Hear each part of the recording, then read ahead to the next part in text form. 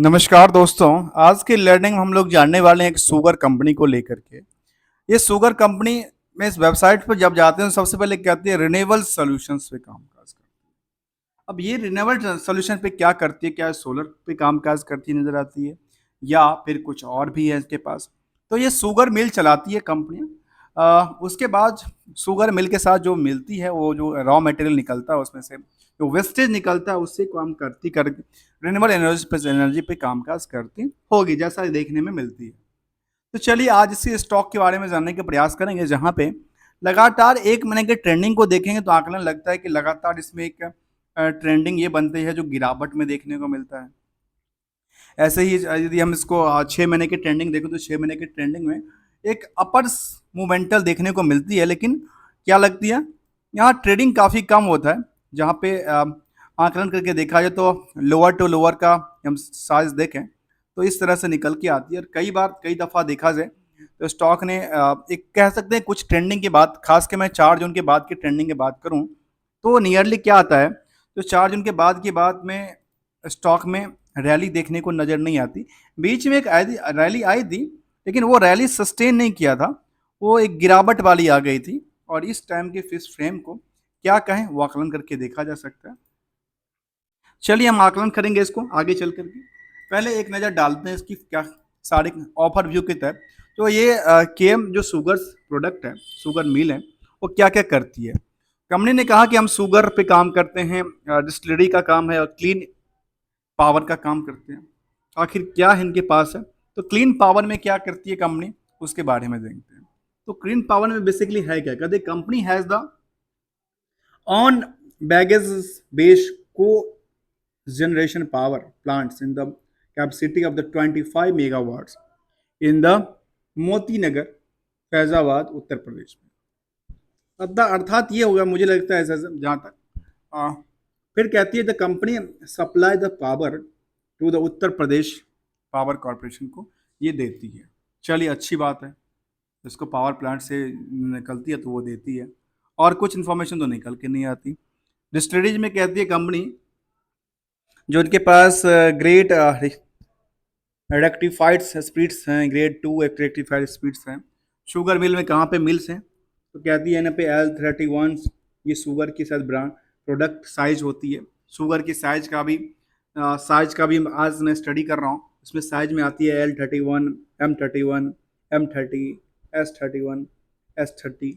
ये शुगर की साइज है, मतलब सबसे पतला चीनी कह सकते हैं उसको, उससे मोटा होता है, उससे मोटा होता है, एक बूंदा वाला होता है, ऐसे ही कुछ निकल के आती है। चलिए हम जानने के प्रयास करेंगे इसको क्या, इसकी रिजल्ट को तरफ और सारे एक समरी डेटा क्या कहते हैं इसके बारे में, इस पर नजर डालते हैं। नजर ये डाला जाए तो ये जो प्राइस है उसको हम 3 एस्पेक्ट में बांटते हैं। पहला एज अ फंडामेंटल में क्या निकल के आया, जो शुगर मिल कंपनी चलाती है उसमें पहला एस्पेक्ट क्या है शुगर का, दूसरा एस्पेक्ट है डिस्टिलरीज का और तीसरा बिजनेस है इसका पावर प्लांट्स का। अर्थात ये 3 तरह के बिजनेस में कामकाज करती है और ये पावर जो 25 मेगावाट्स बनाती है वो किसको देती है, उत्तर प्रदेश गवर्नमेंट को। अब आते हैं अगले पदान पे, और अगला पदान क्या कहता है, इससे होने वाली प्रॉफिट लॉस को हम एनालिसिस करने वाले हैं। सेक्टर वाइज यदि होगा तो और बेटर हो सकता है कि किस सेक्टर में बेहतर परफॉर्मेंस करता है। कई बार हो सकता है नाम तो उसका शुगर का है लेकिन काम करती है कुछ अदर, उसको भी हम इसलिए सेक्टर वाइज देखने का प्रयास, सेगमेंट वाइज देखने का प्रयास करेंगे। दूसरा देखा जाए तो कहती है ट्रेंड। अब ट्रेंड को बेसिकली स्टॉक मार्केट की भाषा में कहते हैं ट्रेंडिंग, टेक्निकल कहते हैं इसको। तो टेक्निकल क्या कहते हैं, टेक्निकल के 2 एस्पेक्ट हैं।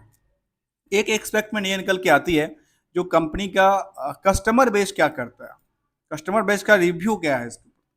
दूसरा स्टॉक मार्केट की जो इस बेसिस पे यदि सेल्स कस्टमर बेस से क्या होगा, सेल्स रिवेन्यू बढ़ेगा और यदि रिवेन्यू बढ़ती है तो चार्ट क्या कहता है, चार्ट क्या ऐसा तो नहीं है रिवेन्यू बढ़ती है और चार्ट डिक्लाइन करती है।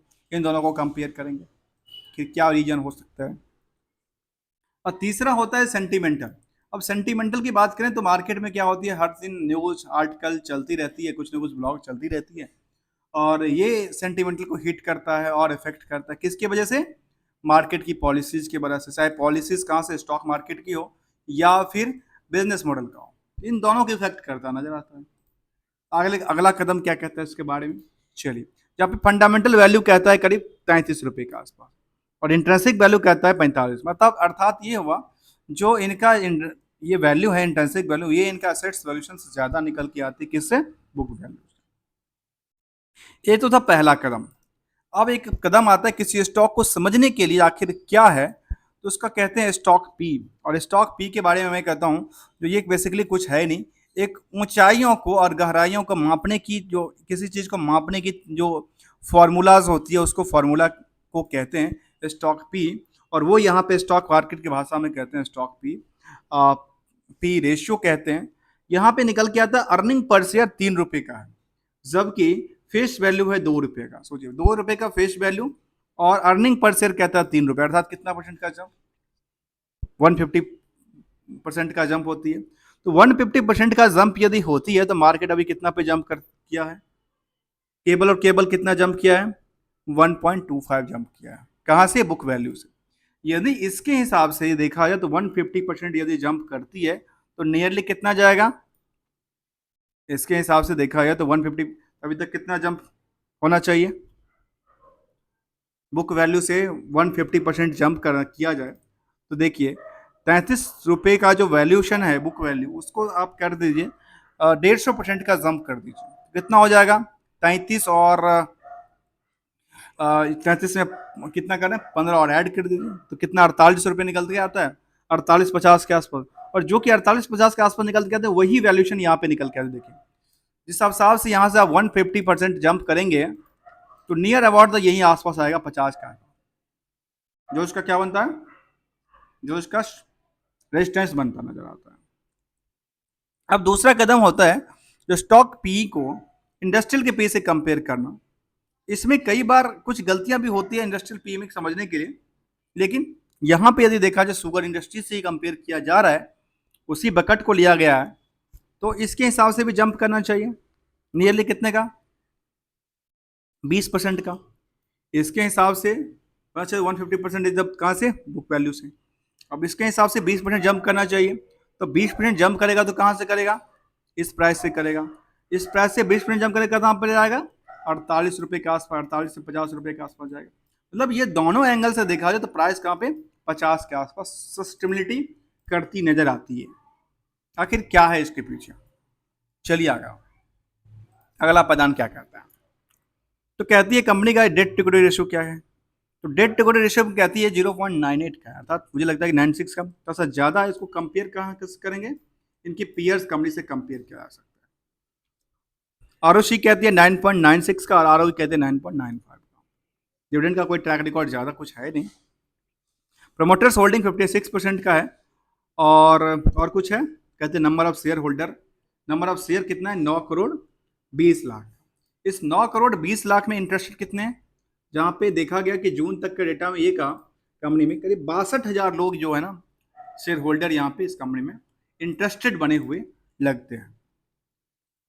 अगला पैदान क्या करता है, उससे पहले दोस्तों आपने चैनल को सब्सक्राइब नहीं किया, चैनल को सब्सक्राइब कीजिए, बेल आइकन को दबाइए और लेटेस्ट लर्निंग वाले पार्ट को कंप्लीट समझने के लिए बने रहिए। चलते हैं पीयर्स को कंपेयर करने के लिए, जहाँ पे पीयर्स के बारे में कहती है कि ईआईडी पेडी है, इसके बाद रेणुका शुगर है, बलरामपुर शुगर है, चीनी मिल्स है, त्रिवेणी है, बजाज हिंदुस्तान है, ढेर सारा डालमिया भारत है। तो इन सबको कंपेयर किया जा सकता है, लेकिन पी के ये सब के सब शुगर इंडस्ट्री से बिलोंग करते हैं। तो इसमें देखा गया कि ये कहती है ओवरऑल कितना 16.11 का, उसमें क्या कहती है, इसका अभी तक पोटेंशियल बना है, इसका पोटेंशियल बना है, इन दोनों का पोटेंशियल अच्छा खासा बनता नजर आता है। डेट टुकड़े वाले में कहती है कि इसका थोड़ा सा हैवी ज़्यादा हो गया है, इसकी वजह से पता है क्या, इसकी वजह से इनका क्या मारा जा रहा है, इनकी ईपीएस की अर्निंग मारी जाती नजर आती है। चलिए अब आते हैं अगले पैदान पे। अगला कंसुलेट डेटा क्या कहते हैं इसके बारे में, कुछ है, तो यस है। अब कंसुलेट डेटा जैसे हमने किया ना, तो वहाँ पे डेटा फिगर चेंज हो जाएगा। वो फिगर क्या चेंज हुआ, वो देखिए, आकलन करके देखिए, तो चेंज होता है, कहता है चेंज नहीं हुआ। चलिए अच्छी बात है। अब आते हैं अगले पैदान पे। यहाँ पे हम देखें क्वार्टरली डेटा में लगातार क्या हो रही है,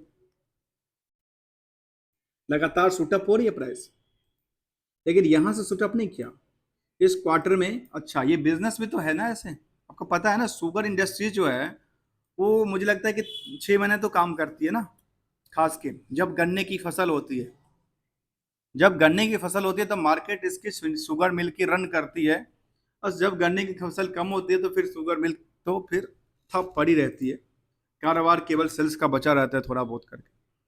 अब यहाँ पे देखा जाए तो यहाँ सुटअप होती है, खास के देखा गया तो सितंबर वाले क्वार्टर में सबसे ज़्यादा बुल्ड बूस्ट करती है, इसलिए दिसंबर वाले क्वार्टर में बूस्ट करती है। तो यहाँ पे दिसंबर में वाई वाई में गिरावट आई, लेकिन इसको मार्च से कंपेयर करेंगे तो काफ़ी क्या है, वाई वाई जंप करता है, और क्यू और क्यू हिसाब से भी लास्ट 2 क्वार्टर के जंप करती नजर आती है। ऑपरेटिंग प्रॉफिट देखें तो ऑपरेटिंग प्रॉफिट काफ़ी बढ़ा है, 15% तक इंक्रीज किया, और ये क्वार्टर ऑफ क्वार्टर डिपेंड करता है, क्योंकि इसका जो कारोबार होता है ना शुगर इंडस्ट्रीज का, वो तो 6 महीने के आसपास होता है। तो इसमें एम्प्लॉय फिर उस टाइम पे काम नहीं करेगा, जो लेबर कॉस्ट है वो बचेगा, तो फिर क्या होगा, ऑपरेटिंग प्रॉफिट मार्जिन में क्या होगा, प्रॉफिटेबिलिटी बनती नजर आती है। ओवरऑल क्या हुआ, 7 करोड़ 66 लाख का इनका प्रॉफिट बनती है, क्योंकि क्वार्टर ऑफ क्वार्टर क्या कह सकते हैं इसको, एक टॉप नहीं कह सकते, क्योंकि इससे पहले भी कंपनी ने 13 करोड़ का, 17 करोड़ का, 12 करोड़ तक का प्रॉफिट बनाया है। क्वार्टर ऑफ क्वार्टर यहाँ पे क्या था, डिक्लाइन करती नजर आती है, लेकिन क्या है, सस्टेन कर दिया, प्रॉफिट है तो प्रॉफिटली सस्टेन कर रही है। बहुत बड़ी डाउन, यहाँ से देखे तो जंप करती, यहाँ से देखा तो जंप करती, यहाँ से जंप कर, कुछ दफा कुछ क्वार्टर में इसका गिरावट देखने को मिला है। अगले आते हैं ईयरली डेटा में। ईयरली डेटा क्या कहती है इसके बारे में फिर चार्ट हम समझने का प्रयास करें कि चार्ट इसके बारे में क्या कहती है, चार्ट का फिगर और क्या कहता है उसके बारे में समझने के। यहाँ पे देखा जाए प्रॉफिटेबिलिटी बेस्ड रेशियो में तो कहती है कंपनी का ओवरऑल जो लगातार क्या हो रही है, ईयर ऑफ ईयर के हिसाब से क्या लग रही है, ईयर ऑफ हिसाब से लगातार क्या हो रही है, बूस्ट हो रही है, ईयर ऑफ ईयर हिसाब से क्या होती है, बूस्ट होती नजर आती है। चलिए अच्छी बात है, यहाँ तक अभी तक यहाँ पे फंडामेंटल में बूस्ट होती नजर आती है लगातार, जबकि ऑपरेटिंग प्रॉफिट मार्जिन 11% तक एक एवरेज निकल के आती है, और टोटल प्रॉफिट का पार्ट कितना कहते हैं, 28 करोड़ के आसपास, जो कि पहले देखा जाए तो 28 करोड़ इससे पहले भी बनाया था, 41 करोड़, 23 करोड़, 28 करोड़। तो इससे ये नहीं कहा सकता ये अब फिलहाल ये टॉप पे कारोबार करती है, ये कहा सकता है हाँ ये सस्टेन तो करती है अपनी इंडस्ट्रीज के अंदर, लेकिन लगातार सूटअप नहीं होती। ठीक है, अगले पैदान पे आता है, इसको डेटा को हम अभी फिलहाल नहीं देखेंगे, ये कुछ डेटा को आते हैं, एक नज़र डालते हैं इसकी चार्ट को लेकर के। चार्ट में चाहे कंसोलिडेटेड स्टैंडअलोन डेटा की चार्ट हो, जहाँ पे क्या कहती है, जहाँ पे इनका ये निकल के आती है, जो एक तो एसेट्स का पार्ट था, दूसरा रिवेन्यू के मॉडल था, रिवेन्यू मॉडल में देखिए ये दो फिगर आउट में क्या हुआ, इस लेवल से क्या हुआ, गिरावट देखने को मिला, यहाँ पे जंप कर गया ज़्यादा। इसके बाद देखा गया प्रॉफिटेबिलिटी बेसिस क्या कहती है, प्रॉफिटेबिलिटी बेसिस में कहती है जो नियर अबाउट क्या हो रहा है, कहाँ पे आके पिट रही है, तो कहती है 1-2 क्वार्टर में इन्होंने पिटा, यहाँ पे पिटा, यहाँ पे पिटा, बाकी जो है ओरेज जो रेशियो है बढ़ने का वो सेम निकल के आती, जो कि परसेंटेज ऑफ ग्रो की बात करती नजर आती है। इसका standalone data consolidated same ही कहती है, नियर अबाउट तो सेम ही कहती है, उसमें कोई बहुत बड़ा डाउनफॉल और पुलबैक देखने को नहीं नजर आती, जो है वही एक कंपनी है, चाहे स्टैंड लोन डेटा हो, कंसोलिडेटेड डेटा हो, ऐसा देखने को मिलती नजर आती है। इसके पेयर्स देखेंगे तो पेयर्स में क्या कहती है, यहाँ पे इसके पेयर्स में आती है जहाँ पे देखा गया कि साक्षी शुगर है, जौहरी इंडस्ट्रीज है, राजश्री शुगर्स हैं, केएम शुगर हैं।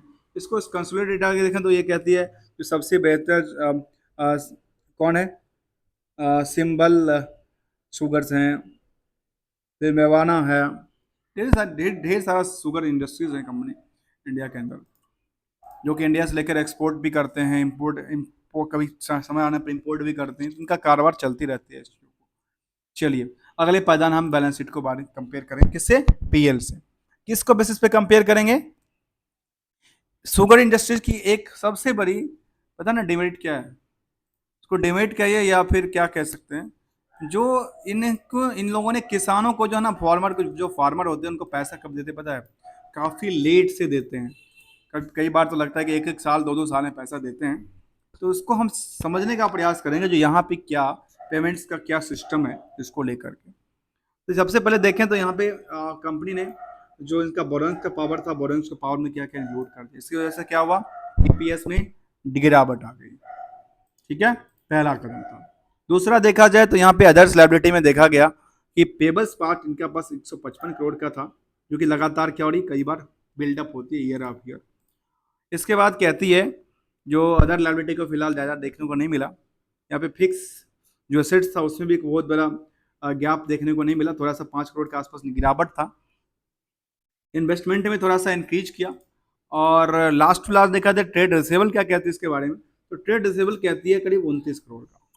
एक आकलन करना जरूरी है किसी बिजनेस को लेकर के, चाहे आपकी पर्सनल ही लाइफ क्यों ना हो, और पर्सनल लाइफ से भी कंपेयर किया जा सकता है कि हमारे पॉकेट में पैसे आने वाले जाने वाले पॉकेट को, पैसे को अब किस हिसाब से अंदाजा लगा सकते हैं। तो हम केवल दो को लगाते हैं जहां मार्केट में प्योरली क्या होता है, पैसा फंसा होता है उस टर्म को लेकर के।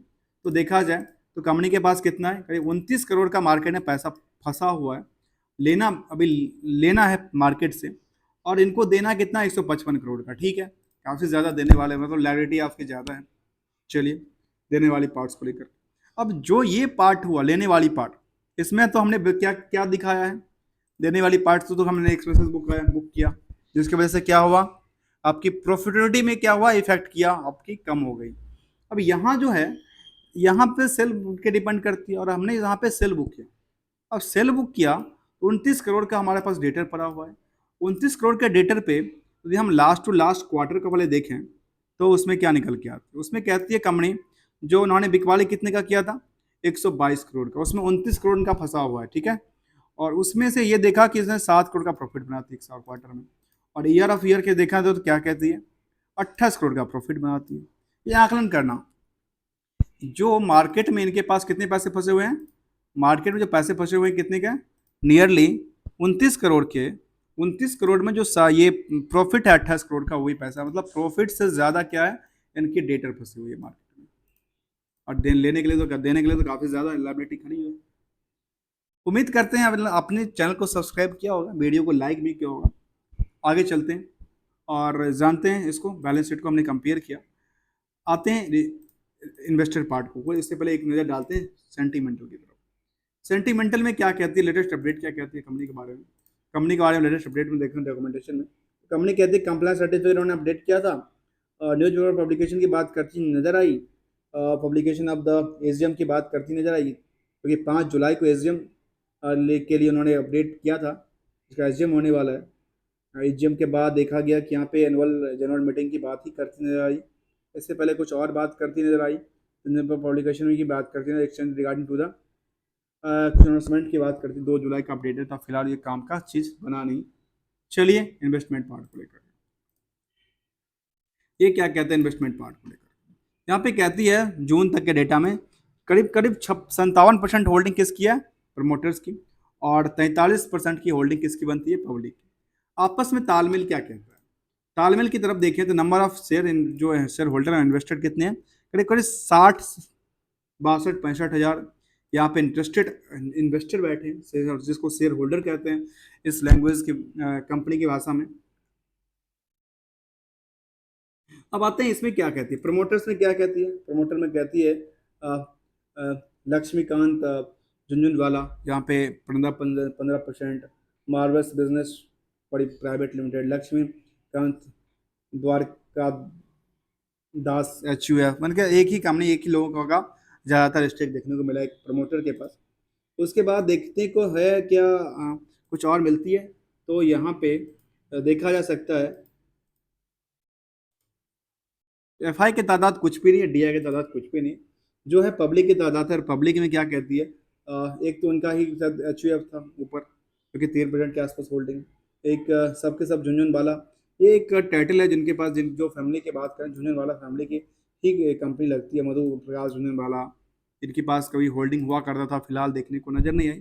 तो 43% में ये 3-4% को माइनस कर दो तो करीब 39% होल्डिंग जो है वो आम रिटेल के पास है। और आम रिटेल में मेन इंडिविजुअल क्या सोचते हैं इसके बारे में, तो वो देखने को आती है, जो इंडिविजुअल में कंपनी के पास क्या कहती है, करीब करीब 30% तो इंडिविजुअल के पास ही स्टॉक देखने को, 29 29 और 9। 40% जो है मार्केट में पैसा लगा हुआ है इस स्टॉक में, वो किसका है? आम इन्वेस्टर का है, चाहे वो 2 लाख से कम के इन्वेस्टेड है वह या फिर 2 लाख से ज़्यादा के इन्वेस्टेड है। अब इसमें निकला क्या? निचोड़ कुछ निकलता है मार्केट को लेकर के? तो निचोड़ निकलता है जो इनका क्वार्टरली डेटा में कुछ गैप नहीं था, बहुत बड़ा गैप नहीं था, लेकिन एक जगह पे जो लगा वो क्या था? 2 फैक्टर लगा। एक तो फैक्टर जो लगा वो था इन्होंने डेट्स को बढ़ाया, रेट्स बढ़ाया तो ईपीएस कम हो जाता है, ऑब्वियसली होगा। और दूसरी तरफ देखें तो जितना प्रॉफिट उन्होंने बुक किया उसका प्रॉफिट के बेसिस पे जो इनका रेशियो था, अभी मैंने एक चीज छोड़ा रेशियो के बाद, 16 दिन में पैसा कहते हैं आते हैं और हमने पैसा देते हैं 116 दिन के अंदर। यहाँ पे जो दूसरा इफेक्टेड था उसको किसको लेकर के? वो एक्सपेक्टेड करता है किसको लेकर के? प्रॉफिट को बेसिस पे लेकर के, जहाँ पे 60 जो प्रॉफिट और डेटर को लेकर के, जहाँ पे क्या था? प्रॉफिट से ज्यादा इनका डेटर मार्केट में फंसा पड़ा हुआ है, जो कि एक चिंता के विषय हो सकती है। चलिए, स्टॉक में ट्रेंडिंग हमने देखा, 1 महीने की 6 महीने का देखा है तो करीब 65% जंप करती है, 1 साल में देखता हूँ तो करीब 54% जंप करती है, और 5 सालों में देखा जाए करीब 461% तक का लाजवाब जंप करती नजर आती है। छोटी सी स्टॉक्स है लेकिन पैनिक है, और लगातार इसके ट्रेंड ये है जो ट्रेंड में लगातार एक बिल्डअप होती नजर प्राइस आती है। दोस्तों, कोई रिकमेंडेशन नहीं है किसी स्टॉक को लेकर के खरीदने बेचने होल्ड करने को लेकर, this is completely learning purpose. और इसमें ये भी एक चीज़ निकल के आई जहाँ पे कंपनी ने कहा कि हमारा वाई वाई में लगातार क्या हो रही है, हमारा रिवेन्यू बढ़ती नजर आती है, और ये सारा के सारे बढ़ती नजर आती है। और इतना ही नहीं, कंपनी ने ये भी कहा जो हमारा बैलेंस शीट में ये देखने को मिला, जो जिस हिसाब से हमने एसेट्स क्रिएट किया उससे ज़्यादा हमने क्या किया? लायबिलिटी क्रिएट किया, जो कि उनके लिए गलत गलत है। उसको इफेक्ट कहाँ करती है? ईपीएस इफेक्ट करती नजर आ। एक नजर डालेंगे सेगमेंट को लेकर के, वो इनके 3 सेगमेंट में कामकाज करती है। तो 3 सेगमेंट में क्या करती है, क्या क्या सेगमेंट है इनके पास? तो सेगमेंट के लिए कंपनी ने कहा जो इनके पास जो इंडस्ट्रीज है, शुगर, डिस्टिलरीज और पावर। पावर में कोई काम धंधा नहीं है, मतलब क्या प्लांट उन्होंने फ्री का बना रखा है क्या?